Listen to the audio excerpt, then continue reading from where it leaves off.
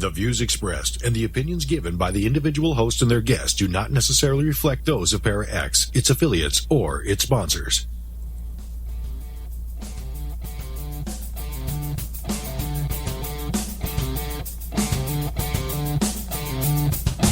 Supernatural. Magic. Ghosts. You have followers. Bigfoot. Extraterrestrial. Psychic energy.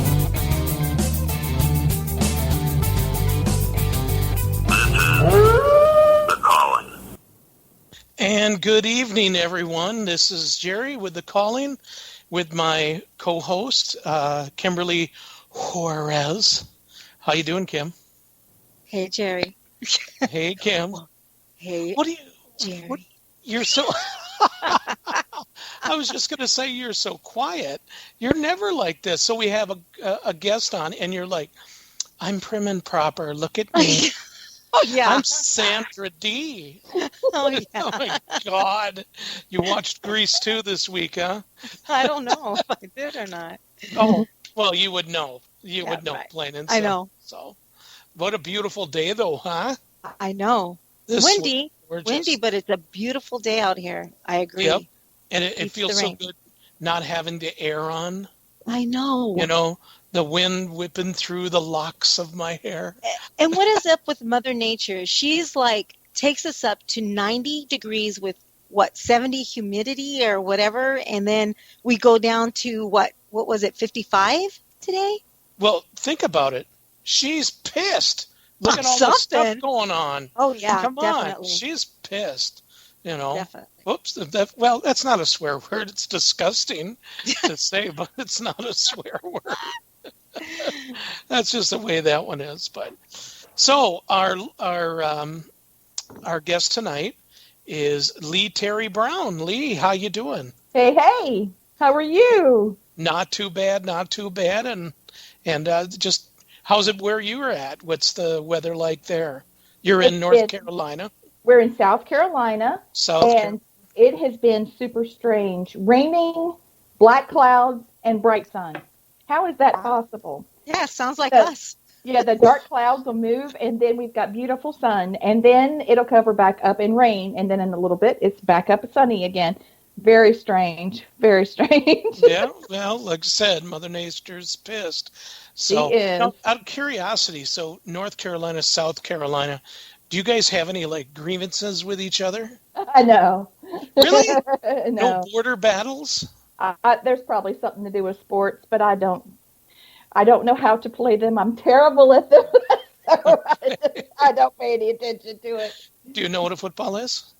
No, I'm sorry. I'm sorry. Is that when you make a home run? That's the one. Yeah. So, CC Cat told me I have a potty mouth, so I better watch it, I guess.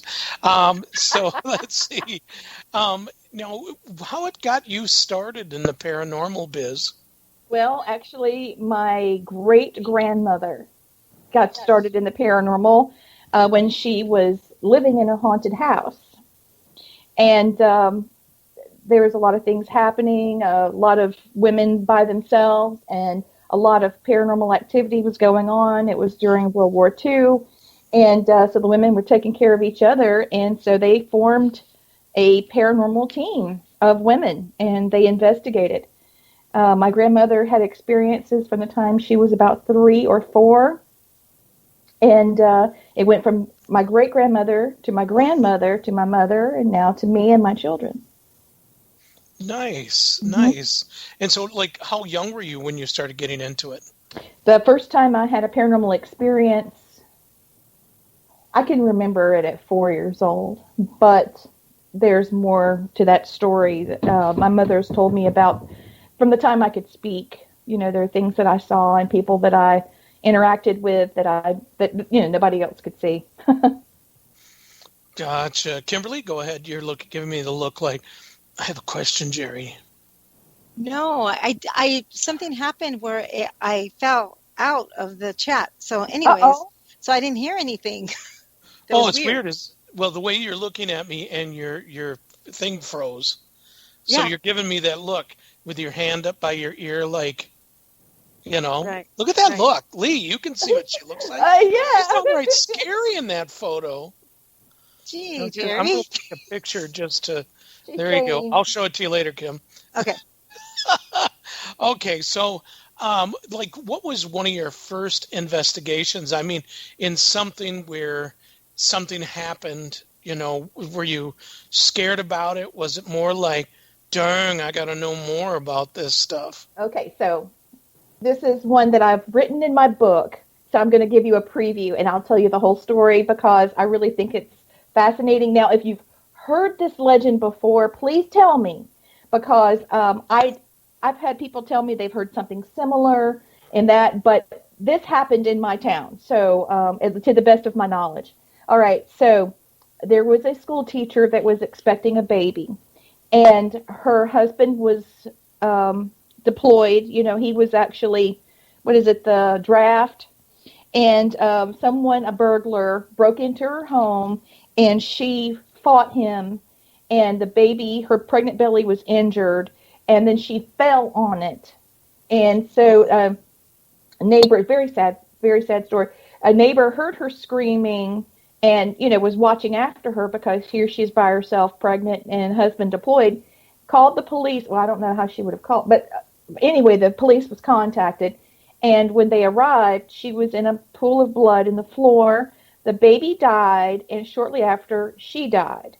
And when Red Cross was contacted to reach her husband, he had been killed in war. So, yes, so the town decided to bury her holding her infant child in the community cemetery. And they agreed to put flowers on her grave. Well, 2-3 days after the incident happened, the local grocery store. Now, have you ever heard of a mill village? Do you know what a mill village is? No. Okay, during the textile industry, when it was really at a boom during the 40s, the textile plants would build homes, and a lot of the homes looked very similar. The layout was very similar. People that were supervisors lived closer to the mill, and they had larger homes. And the textile plant or the mill would take a contract out not just with the employee, but with the entire family. And the house was part of the contract. And they had dry cleaning or laundry service, and they had ice delivered. You could pick out what color you wanted the house, and they would paint it every other year, things like that. So, I mean, they really made it, some say it was like a sweatshop. Others say, they treated people well. I think it just depends on the plant that you worked at. Right. But this was in the mill village, and this is a mill house, if you can see behind me. Right. This house is extremely solid, which is why I said I had a Wi-Fi extender installed in this back bedroom, so we would even have Wi-Fi in the house. Well, out of curiosity, I'm looking behind you there. The bed, is that antique? It is. It's over 100 years old. Wow. Well, if anybody could see this, it is solid wood, and it's straight up. That's got to be a single bed. It is. Okay. What's the thing on the top of it? It's hand carved. It's like a fleur-de-lis type thing, and it's hand carved. Yeah, this bed has been in our family actually, it was my great-grandmother's. This room is haunted, which is why I wanted to have you guys in this room. This is my new office. My 18-year-old son moved out, so this is now my new office. This bed has been in my family for generations. Wow. A gentleman committed suicide in this room before we bought the house, and he is back here sometimes. And also, I got this new roll-top desk. Let me turn around so you can see it. That's nice. Yeah, it's over 100 years old, too. Pardon the mess, but, I'm working at it. So. It was messy, just to let everybody know. It was Sorry. bad. It was bad. I'm sorry. So, So I thought maybe with us being on video, if you see anything, please tell me. Or if you hear any EVPs, those of you listening, please let Jerry and Kimberly know, because oftentimes my Native American family will whisper into the mic because they think that's fun. And so I have had a lot of things happen here. So I just thought that would be fun. That was interesting. That's Yeah, interesting. very interesting. So back to the story. Poor school teacher passed and her baby. And so, that was a very sad time for the whole community. Well, the mill community had a grocery store, and everybody had a credit, in the store because it would come out of the payroll. And all of a sudden, the man that owned the grocery store saw a woman that looked like her. But she was white, very stoic face, and she was getting milk. And she said, "Put it on my credit." And just so you know, her husband worked in the mill, so they did have a credit there, and they allowed the credit to continue while he was overseas. It was just something that they did. So, and he ran, the owner of the grocery store ran out the door to stop her, and she was gone. Well, they found the milk on the cemetery stone. Seriously? Really? Yes. Oh my gosh. And so this was, it went on for, I think it was 3 years. You would hear the baby cry. She would show up and she's walking, holding the milk, that kind of thing. And so my grandmother and her mother was called to this story, to this thing. And so they investigated old school, with a compass and with the candles, and you'd have to get the right time of the year so the wind's not blowing. Not like today, Kimberly, right? Right. Exactly. Yeah, and they did have some cold spots and things like that, but it remained a mystery, to this day. So what do? But after I got my equipment, I marched my happy butt out there to the cemetery. Of course. And tried to do the same thing. And, we did get some EVPs. We got cold spots. It sounded like a baby crying, but I'm not sure. I really don't want it to be a baby crying, Right. It could have been a cat, because this is outside and it's not really isolated. But we were like 2-3 o'clock in the morning, and it was near the textile mill. However, the textile mill had been closed for a number of years. So that's still not saying that it couldn't have been a cat, but I did not get any voices of her. Now, the stories that I heard prior to, that was the initial story, all right? My father and his brother went out to the cemetery, and boys back during that time, if they went to the cemetery, they were trying to either have a couple of nips of alcohol or they're smoking cigarettes. Well, my dad was pretty straight-laced, but his brother was not so straight-laced. And he went out there to smoke, and he saw a woman floating. And he told me that, now this is very hard. For my dad, it wasn't so hard to tell me because he was very open-minded and very spiritual. But his stepbrother was not so much like that, okay? He was I don't know how to describe him. He was a jokester, but when it came to very serious things, it really frightened him for him not to be able to joke and laugh and things like that. Back in the day, he wore the 50s jacket, and the jeans rolled up. You know what I'm saying, that guy. Yeah. He had the cigarettes in his arm, and his T-shirt rolled up. So he was out there smoking with the guys, and sure enough, he saw the woman floating, and the guys got together and was throwing rocks at it to see if, what happened. Would it dissipate? Is it smog, not smog, but fog or whatever? Right. And when they went back the next day, all the rocks were piled up on the cemetery stone, Wow. And he said that he would face my grandmother any day, because if she caught him smoking, he had to eat the cigarettes. He said, I'll face your grandmother anytime to keep from going out there to the cemetery. So that was my prep for all of this. My grandmother and great-grandmother had been out there. My dad and his prankster brother was too scared to go out there. So, I had to go out there.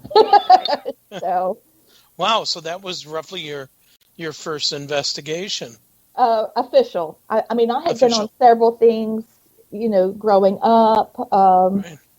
Several things had happened, and I was asked to give readings. I didn't realize that I was doing anything particularly special it was, people knew that I could do these things, and they would kind of quietly come to me and, what do you think about this? Or do you see anything about that? And whatnot. And I would tell them, and they would tell my mom and dad, response. And, oh, I'm glad I could help you. And, that was normal for me. And then when I got out into the real world, I realized, that's not really the norm, Right. Right. But, Wow. So now, are you a provoking type person or no?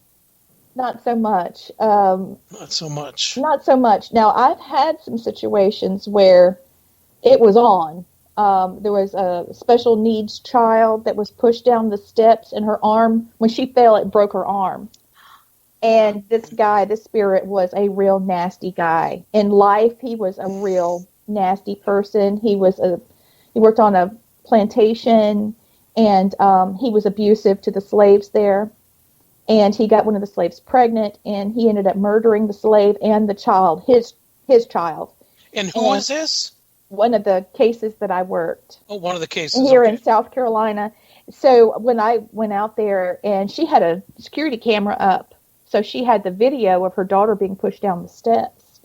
And that was it. I jumped on that spirit, and we got him out of there. He had to go. He could not stay in that area with that child. He was abusive. But other than that, I don't usually. How do you do your cleansings or your It depends on the client. If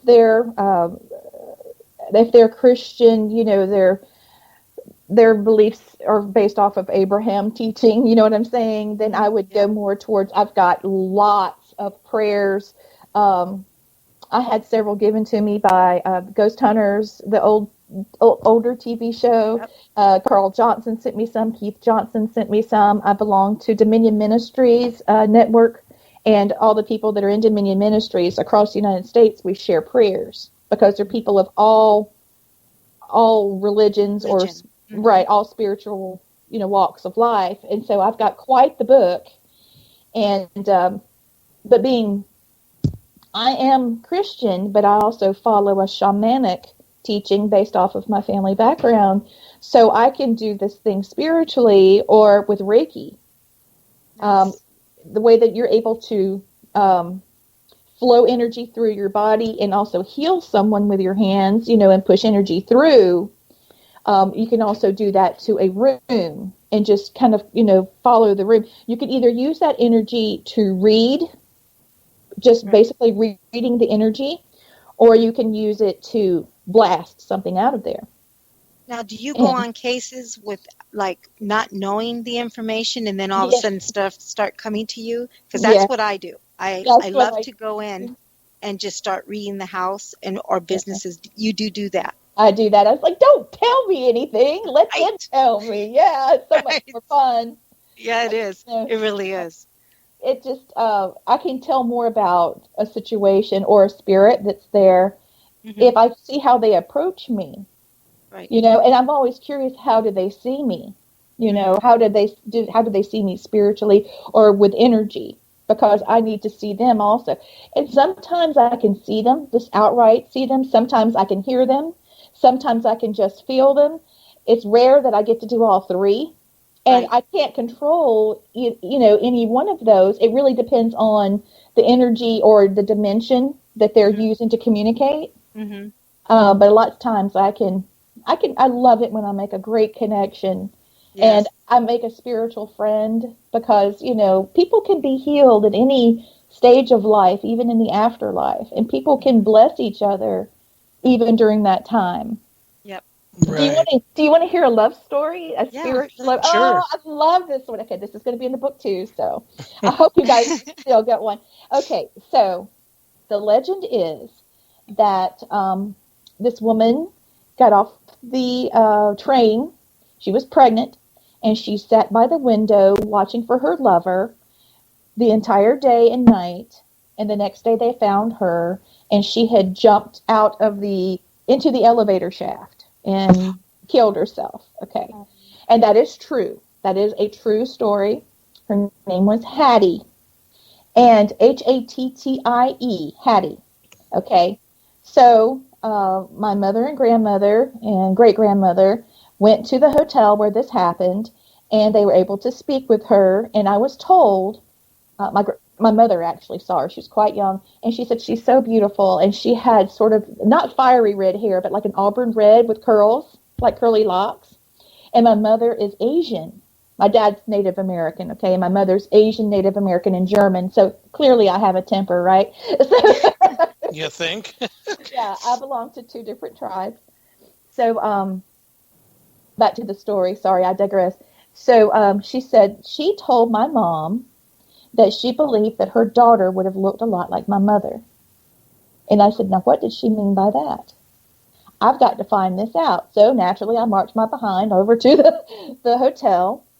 And I go through, I get permission. I've got an escort. Everything's like it should be. Papers are signed. We have all the approvals to go.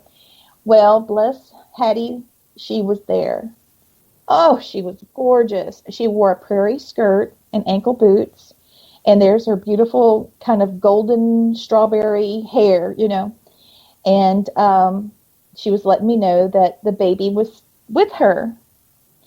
And so was her husband. And I could see her, I could hear the baby, I could feel her husband. It was like, okay, everybody, get it together. I've got to figure this out. Mm-hmm. And so finally we were able to put it all together. She was engaged to an Asian gentleman that worked on the railroad.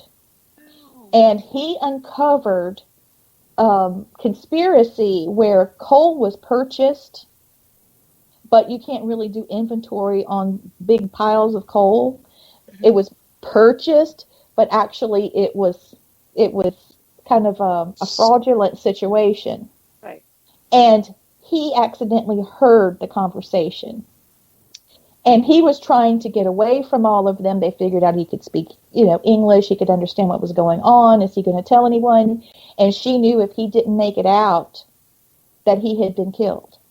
So she was watching for him the whole time. And when he didn't turn up, she knew if she delivered that child, they would take the child and murder the child too, because clearly her being a strawberry blonde Caucasian, and here he is an Asian gentleman, they would see the child as biracial. Yeah. So her committing suicide was not, I don't know how else to phrase this, but it was the only way out. She didn't have any other resources and that, but her name was Hattie. I think her last name was Jackson. And I have the paperwork where she signed into the hotel. I've got a copy of it, I should say. Mm-hmm. And, they're so happy together in spirit. He did make it to the hotel in spirit. She was there, the baby's there, and they were very happy. Now, on the flip side of that, there is an opera house across the street, and one of the performers, she died due to a heart condition at the front door going into practice. She just dropped dead, and she knew she had heart trouble. Well, they're all friends, and they go back and forth. So they've got their own little spirit community there. Wow, that's beautiful. Incredible. So how long have you been paranormal investigating and everything? How long has it been? Well, let's see. I'm 52, mm-hmm. and I did my first investigation reading when I was 4. Wow. So, that's pretty cool. I make 52. That's amazing. Pretty good, well, right? you have a total advantage because you're in the South, down south, and that's all history in that area, So you might be feeling all kinds of things and you go through it. Great. There's a lot of history in the South. You're right, but there's also the Bible Belt, and so I crossed that. I'm on the fence about, people, there's Lee, how are you? Oh, God, there she is. Don't look at her in the eyes. Right. So I have sort of a, mixed bag on that. But that's okay. Miss. Yeah. When you guys get to know me a little more, you'll see that's actually kind of my sense of humor, so it's all right. So now, you do Bigfoot, right? I do. Okay. You do UFOs or no? No, I have had a personal experience, and this might be a new thing for me. I lost 20 minutes of time. I saw this thing coming, and I've been working with a dear friend who's also a chief and a shaman. His name is Willie Windtalker Gibson. I called him. I called my producer, And as soon as this thing happened, and I came in, my husband said, "What has taken you so long?" Well, I saw this thing, and then I saw a spirit right behind the UFO, and I lost 20 minutes. And my car had K2 readings coming off of it. And it was very bizarre. It was very bizarre. I can't explain it. I don't have any recordings. I don't have anything but my personal experience. But now, you know what that means. I got to march my happy behind out there to figure this out now. Oh, yeah. There was a case like that a friend of mine was telling me about in Fargo, North Dakota. And what happened was they were on the lake, and it was starting to get a little bit darker and stuff. And somebody shined a flashlight at them, so they shined one back. And then all of a sudden, it's like nothing happened. You know, I mean, they don't remember anything. And they seen the flashlight then go up and was gone. And they were like, wow. And then all of a sudden they realized it was dark. 2 hours they lost. Whoa. 2 solid hours. That's crazy. That is crazy. You know, it's like, wonder what, like in your 20 minutes and the 2 hours, what exactly happened in that time? Oh, I had a perfect circle of puncture marks on my cheek right here. And there were 6 of them. Really? And my husband picked out pieces of plastic and metal in a perfect circle the size of, it was bigger than a nickel. It was more like a quarter all the way around in my face. I've got a picture of that. But it was nothing. You still got the pieces?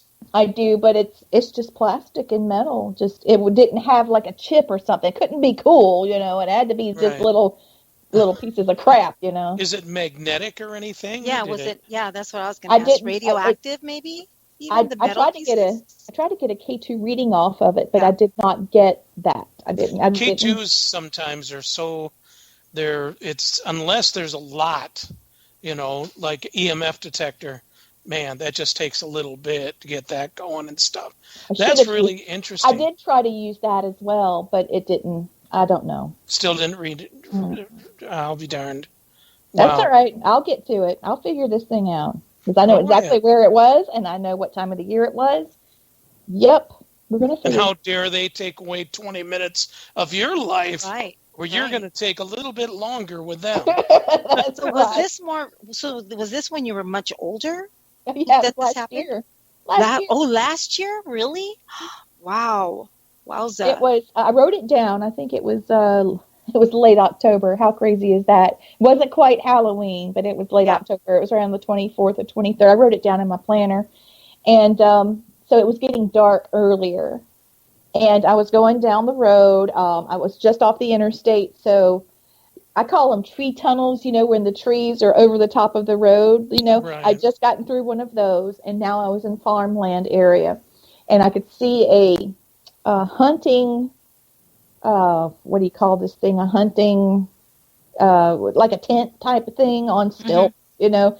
It was out there. I was like, oh, okay, there's that thing, you know. And then I looked up, and I saw this really strange flying, it was metal, because my headlights bounced off of it, and it flew out over the road, and then it started making like a snake type, you know, and then it stopped. It saw my car. I could tell when it saw my car because it slowed down. Then it started flying backwards to pace along with my car. It went from going forward to backing up. I'm like, oh God, oh God, oh God. And then I just sort of slowed down because I'm thinking, is this going to fly over? Is this going to fly over? Nothing. Wow. Nothing was behind me. It was late. That's totally crazy. That is crazy. And then all of a sudden, I realized that I pulled over on the side of the road and I had stopped, and my door was slightly ajar. I guess they didn't want to abduct me. Well, they probably just were, you know, what kind of car were you driving? It was a company car. How funny is that? Was it a Ford or a Chevy? It's an Equinox. Oh, okay. Well, that's why. If it was a Jeep, they would have wanted to check it out on the inside. But anyway, well, listen, we're going to go on a break. Okay. So we'll be back, everybody, in 2 minutes. Just hold on. Grab your popcorn. You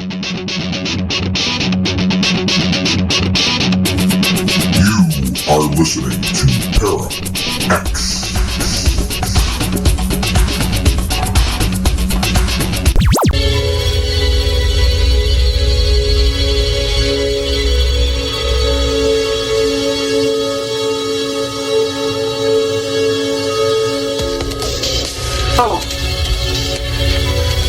UFOs,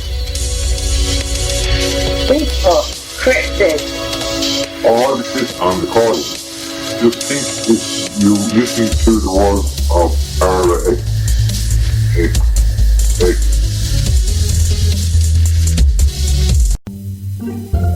You've no doubt heard of Tango and Cash, Whiskey Tango Foxtrot. Perhaps it takes two to tango. Well, now, on the first and third Thursdays of each month, there's a show called Tango and Friends at 8 p.m. Eastern on the Para X Radio Network with your host, Bruce Tango. And yes, there will be at least two to tango on each episode, sometimes even more. There's going to be lots of topics and lots of guests you'll all know and lots of surprises.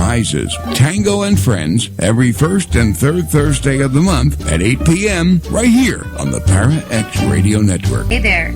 I don't know if you've heard, but there's a great new radio show on Para X.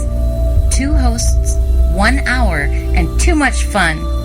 Stephanie and Heidi not only talk about the latest goings-on in the supernatural worlds, they live it. They want to hear from you. They want to help you understand and guide you. And they want you to tune in. So, grab a friend or come alone to gather around that metaphysical table with Heidi and Stephanie. If you're interested in the worlds of the unseen, tune in to the Gathering Radio Show, Tuesdays at 9 p.m. Eastern on Para X Radio.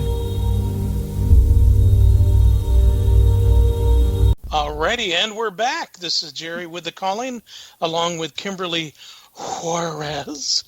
And if you guys are wanting to know where can we find your shows, my shows, Kim's shows, where can you go?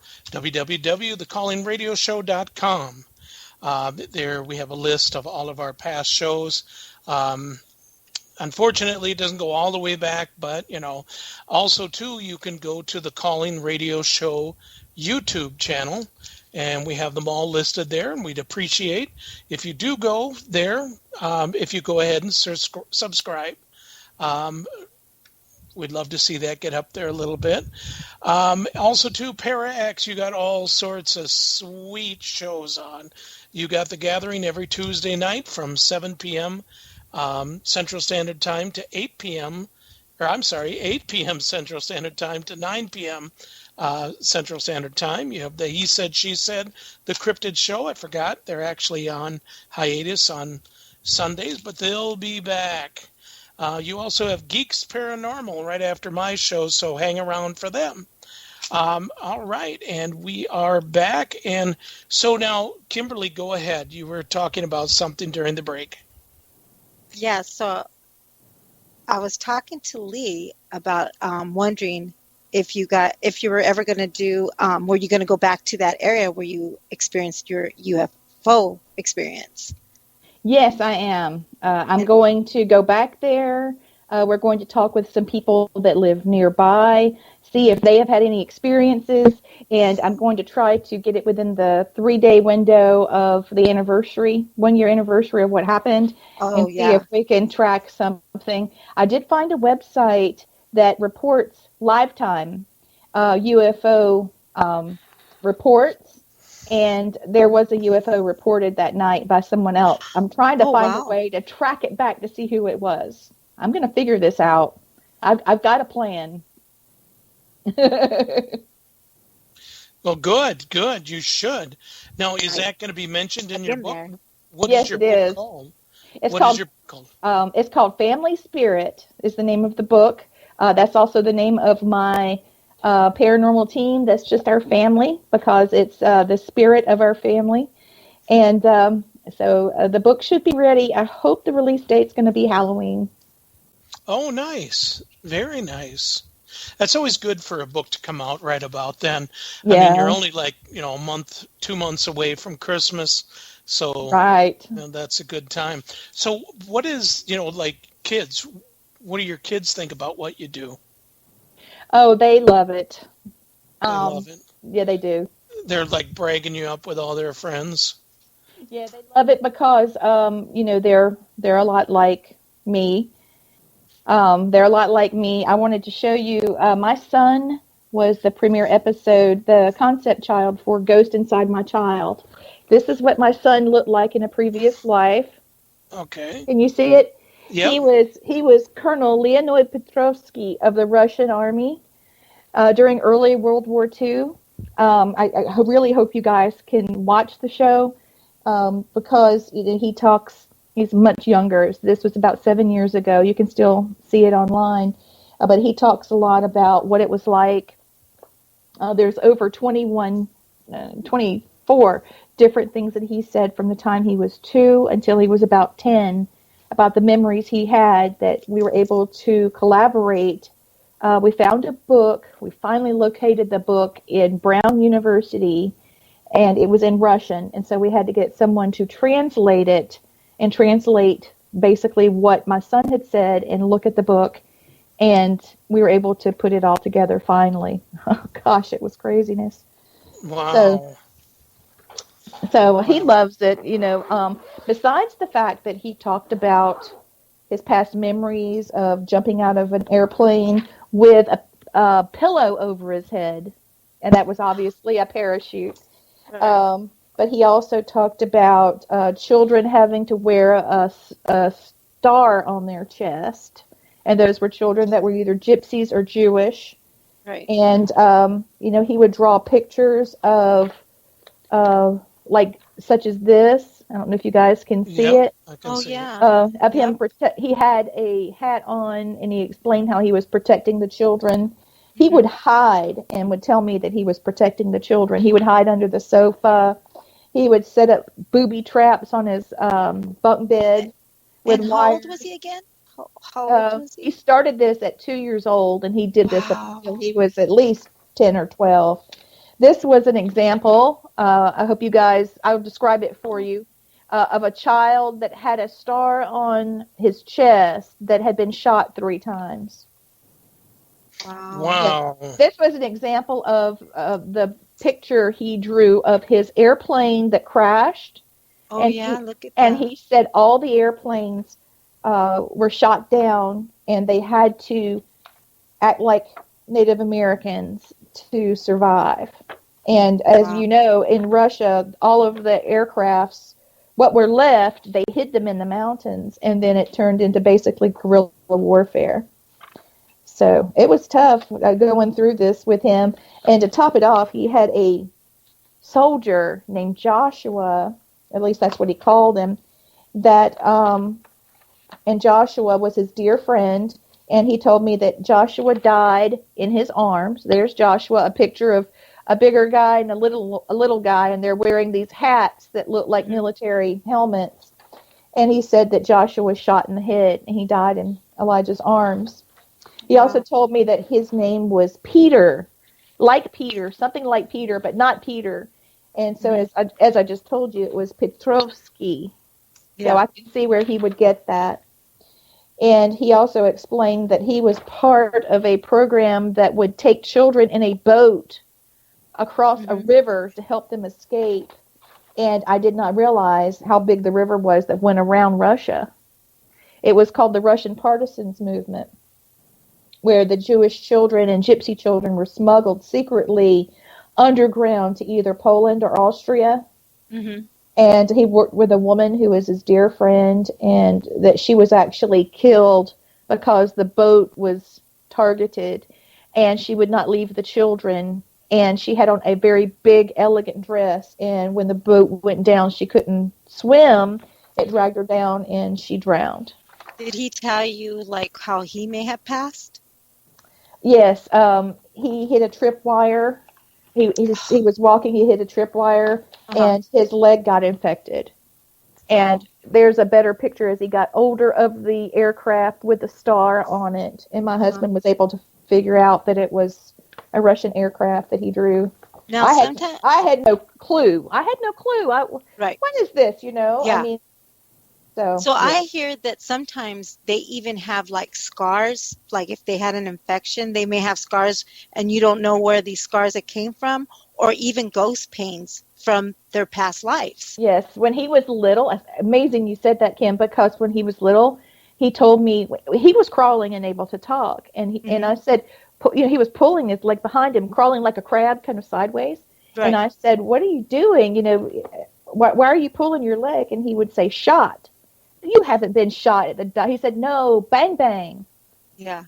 So, Wow. yeah. You know, it's funny when well, it's not funny. I mean, when you had said that, I was with a friend of mine, Bobby Sullivan, and him and we went to a place, and he wanted me to, help out by, seeing, how active the house, if it was just maybe wiring problems, stuff like that, because I'm a huge skeptic. Anyway, so my God, I couldn't get that out. So anyway, we went to this house and everything, and this little boy came on up, and Bobby says to the mother, he says, so he was shot in another life. And her mother kind of looked at him and said, how would you even know he was shot? He says, I can see it. And she goes, where was he shot? In the small of his back, and also right below his butt on the backside of his right leg. And she goes, and you're saying that because of his, what you call birthmarks, but they're not. And the lady right away freaked out and showed him, showed us. And it was like pretty amazing that people can see some stuff like that. More people psychic than you are willing to admit. They are. Right. I definitely believe some people have been given that gift. When did your gift finally come out or started coming out? Me or Kim? I've already interviewed Kim many times. You. I would say I knew when I was 4, no doubt, because I had a relationship with a spiritual entity. And when I say relationship, I do not mean in a nasty way. I was really, really sick. I was really, really sick and had been sick for a long while. And I realized this is actually the introduction of my book.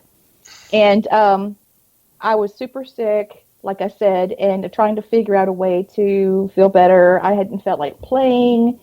And something just said, if I could appear to you, how could I look to you that would not frighten you? And I said, just show me. He said, no, I think I probably should not do that. And I looked over, and I had a jar of peanuts, like a little can of peanuts. Mm-hmm. And there's a little guy with a monocle on there. And I said, yeah, like that with a suit, with a monocle. And I was like, but you got to have the British accent. And I just thought that was so funny, English accent, I called it. And I turned around, and there he was. And he had a blue haze to him. And he said, so you something like this okay? And I said, that's right. And I called him the Man in Blue. And I saw him off and on till I was about 18. And my mother, my grandmother, they all were able to collaborate. They could not see him, which was frustrating to them, of course. But it sounded like a bumblebee in a jar. They could hear that audibly. Very precious entity. I don't know if he was a spirit guide or an angel. God bless him, though, because I'm sure I gave him a nervous breakdown. I was such a tomboy. That's funny you should say like a bumblebee in a jar. When I don't know if you believe in it or not, but I believe trees can talk to us, and they have a certain type of a voice.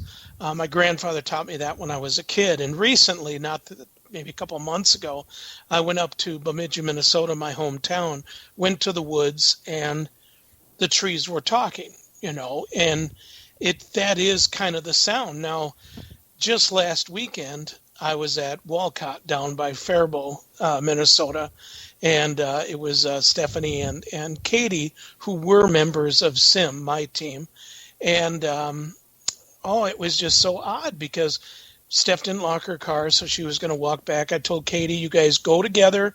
I'm here because I carry a handgun. Okay, so I wasn't afraid of anything coming out of the woods or anything like that. While I was sitting there, I started, talking to the trees when all of a sudden cloud came over. The trees were moving something fierce, and I could hear some voices. Now, I have this on recording. And I told Steph about it. I said, you got to hear some stuff. And you can hear, it sounds like a little bit of conversation, but it also sounds like bumblebees in a glass jar. Wow. So it's funny you should say that. I'll send you that just so you can hear it and stuff. And it's rather amazing. I tried everything from stretching it, from making it slower and making it faster, and everything I could possibly do to it, stretch it all over to try to get the voice completely out of there. But the voices seem so many and they're running together. It's I'll send it to you. Jerry, something is telling me that you might need to put it on some sort of program because I think they were singing. Okay. See, now that's another thing. Yes, is that I put it on WavePad. There you are. I tried to separate everything, and sometimes there sounds like singing. That's a lot of native land that's right there. I was going to say, Jerry. It's pretty crazy, yeah. It is. So, well, also listen for a beat, because if it's native land, the whole purpose of having a Native American drum is because it's to mimic the heartbeat of the Mother Earth. Mm-hmm. And so you might be able to pick up a pattern, and that might be the language. That's funny you just said that. I was going to say, Jerry. I made Steph a drum a while back. First one I ever made.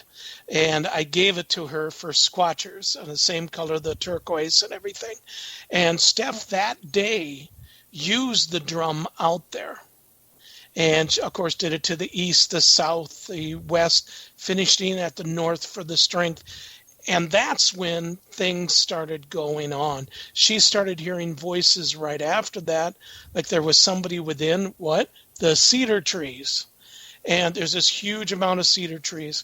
And now, I don't know about her voice recorder. Hopefully she had one going. I'm not for sure. But on mine, you could hear a few things, but it was really a strange thing. Like Karen says, yes, sounds like a heartbeat. Yeah. And I know it was funny because I talked to a friend of mine the other day, and I had said to Steph, you should start it out with a certain type of a song thing to welcome the spirits. Oh. And she didn't do it, but that's one thing to open it up. It's more of a Cherokee thing that he was telling me, because he's Cherokee, Creek actually do that as well. What's that? The Creek actually do something, yeah. But that Creek is more of a blend of a lot of different tribes, so yeah. Right. Well, I always thought it's roughly is the same thing. Everybody always told us that we were Ojibwe, and so being up from Bemidji, Minnesota, not far away from Red Lake. And now my dad finally told me, along with his brother, told me that we are Chippewa, and we're from Walker, Minnesota. Now I got a friend of mine that is part of the Chippewa tribal community, and she's actually going to be looking that up to try to find the bloodline and all that other stuff. So that's wonderful. Really very excited about that. Well, being part Chippewa, entered like a multi-tribe. That's beautiful. That's did you notice anything behind me? Yes, I just did. That was weird. It was the same time. Something. It was weird because it's been happening actually from the beginning. I've been seeing white, like shadowing around the bed. So just letting you know that. I just felt like a touch, and it was cold. Yeah. We're doing an investigation on the radio show. Well, somebody's got to go back and see about EVPs. Over by your headboard too, the headboard. I don't know if you can see this, but you got goosebumpies. Goosebumps all over me. Yeah. Wow. Yeah. No, that was pretty interesting. Do it again. Yeah. Sorry, I was distracted a little bit, though. Sorry. I see some shadowing towards that bed by the frame. So, yeah, that's interesting. That's really cool. Right. What's going on? I'm hearing footsteps. That's weird. Well, your video and everything keeps clicking out and everything. Yeah. Oh my goodness. Which is really weird, yeah. Mhm. So maybe there's things you weren't supposed to divulge, kiddo. Maybe. Or they're trying to say, hey, I'm the one she's talking about. Maybe they're divas. They want to be, what do you call it? A photo bomb. Yeah, there you go. Yeah. So now when you've gone to places you do Reiki, is there something that you start with doing Reiki to start an investigation with that helps you connect with spirits? It does. I do have a few things that I do. If I'm with my children, my son is a very strong warrior. He's a defender. He wants to make sure everybody's safe. He's able to shield in a second. My daughter helps with healing, so she'll go in more with a water type energy, the flowing. And so she's very nurturing, caring. And then my husband is very analytical. He does know Reiki as well and Qigong, but he's going to pay attention. We've got to cover each level, So I'm trying to read. My son's ready to shield if necessary. My daughter's working on healing. So everybody's got their job. And so usually I'll go in and I'll just kind of go through, and just try to. What I'm doing is I'm pushing through the energy. And then whenever I figure out there's something between me and where my radius is, sort of like what do you call it? Whenever sonar. I use it like sonar, okay, there's something here, there's something here. Okay, that's pulling my energy. I know that it needs to pull energy. And I can also help something manifest by sending energy in order for it to be able to communicate. And that's why I say I don't do provocation, because I can just help them be able to communicate. But then again, I can also take energy from something that's being a butthead. Mm-hmm. Gotcha. It's like, no, we don't do that here. And, just stop that, Right. Right. So do you help these energies move on as well when they need to, right? Because I feel like not everybody wants to move on. You know what I mean? Do you agree with that in a way? I do. Okay. I do. Because, I feel like people are spirits are where they need to be at the time that they're there. And who am I to tell them to move on? Maybe there's something that needs to be said or done. Right. There's native spirits that agree to stay with their generations, 7 generations, to be able to help. Oh, yeah, definitely.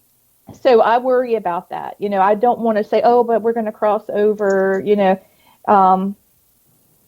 it's just hard to know what to do. Depends on the spirit. Right. Because I really agree with that, because I feel like not everything would just want to move on. So we did have a case. We had a case where there were 2 children that had been murdered by their mother, and the children were drowned by her. And when they arrested her, the children's spirit followed the mother to the jail where she was locked up. And so the police call us afterwards because they keep hearing 2 babies crying in the jail. So now here we are in the jail with these babies, and this woman has done this thing to her children. And so we got the children to follow me. So now we've got children jumping on the bed in the middle of the night and trying to figure out what to do. I mean, my pillows are everywhere. I can feel them walking on the bed. You can see. Now, it's not like, like this, but you can see. At your place? Yeah. But I couldn't leave them at the jail, Jerry. They had to be somewhere. And so I just thought it would be better to cross them. But I want you to know the little rascals came back to tell me they were okay. Really? That's good. Did that happen like 4 or 5 years ago? Yeah. Yeah, okay, because I remember reading about that. I mean, well, it was on the news. Yeah, there's more than one lady in South Carolina decided to do that to their precious sons. I don't understand what. Really? Wow. Yeah. Wow. Well, don't ever move there. I mean, that's an icky state. Sorry. Well, people are idiots everywhere. That's true. Yeah, there's that's so much chaos right now that energies are really struggling and they are able to manifest, and the aggravation, the energy of chaos is so rampant right now that I have had so many phone calls, from businesses, from people's homes, things seen across the street, just craziness. Wow. That's interesting. That's crazy. It's very interesting. Well, you can totally feel the shifting, of the of the energy of the earth, anyways, especially with everything going on. So yeah. Right. Wow. Okay. So, if somebody needs your help, how do they get a hold of you? Just find me on Facebook. It's very easy to just Google my name. I am on YouTube. I have a YouTube channel. I'm going to be releasing some new things very soon. My website is currently down. I apologize, but I'm trying to make some updates and changes. I was looking at going with a different carrier, but I'm probably going to keep the one I've got because I've done so much work there. Okay. So what is your full name for the Facebook? If somebody Leitreanna. Leitreanna, and then Terry-Brown. So you can find me on Facebook, Google my name. You can see some of the readings I've done. I don't really do readings online because that's very private, but I do interview the person with their consent afterwards and say, what did you get from this? Was it what you were looking for? Are you going to follow the advice? Things like that. So you can see some of those. You can see some of our evidence. You can see us clowning around. You can see some of our bloopers, Oh, bloopers are the best, aren't they? Yeah. Oh, my God. I got to tell you. I haven't released one, but this one, I got to hear yours, too. Go ahead first. Oh, it was actually, I wasn't there. It was with Stephanie and my daughter, Casey. Were with the team, and they were out in Friday Harbor, Washington, and they were going through an old mausoleum. And as they were getting to it, and they're not supposed to be there, but it doesn't say no trespassing. It just says you're not supposed to be there at night. So it's dark, and Casey's just got her cell phone light from her iPhone, and a shadow was cast from Steph. And all of a sudden, Stephanie screams bloody murder, and Casey's like, "What?" And she's like, "Oh, it's just my shadow." I've seen that. That was great. That's actually on our goodness. Facebook for SIM, Supernatural Investigators Minnesota. What happened with you? Okay, so I was in a ceremonial ground for a coven. And it had been a hunting ground, also Native American hunting ground years before. So we're back there, and we're just kind of knocking around. We actually came to have a meeting, and we decided to have an impromptu handheld stuff. We're walking around outside, and then it started pouring bullfrogs, just pouring rain. And I'm running along, and it's like I said, it's out in the country, and I step in owl poo-poo. And I'm trying to make sure my words are nice because you said no swearing. So this was, what they said, an old Southern slang is slippery as owl doo-doo, poo, yes. Well, truly, it is that slippery because I nearly broke my neck. And I slid about 6 foot with 1 foot, I was like, "Wah!" And I got an EVP of an old, like, you could tell it's like a man, very deep voice. He's going, you just thought it was so funny. And I'm like, a great EVP, and I can't show it to anybody because I was cussing because I'm about to break my butt, Oh, my gosh. Yeah. Still would have been great. I would definitely be playing that out there. That's hilarious. I think one of our other funniest ones was one of our newbies, as we were in a place that was very far away and doing an investigation, and he refused to do it, didn't want to be sitting alone while I was going to be less than 20 feet away because he just doesn't want to. But anyway, that's the end of the show. And I'm sorry, wish we had more time with you, Lee. Oh, I loved it. Thank you so much. You're welcome. Thank you, Lee, for coming on. Thank you, Sarge. Thank you, Para X. We appreciate it. And thanks to the troops out there that are listening. Definitely. And bless you all. And we'll see you all next week with Robert Phoenix, the Power Hour.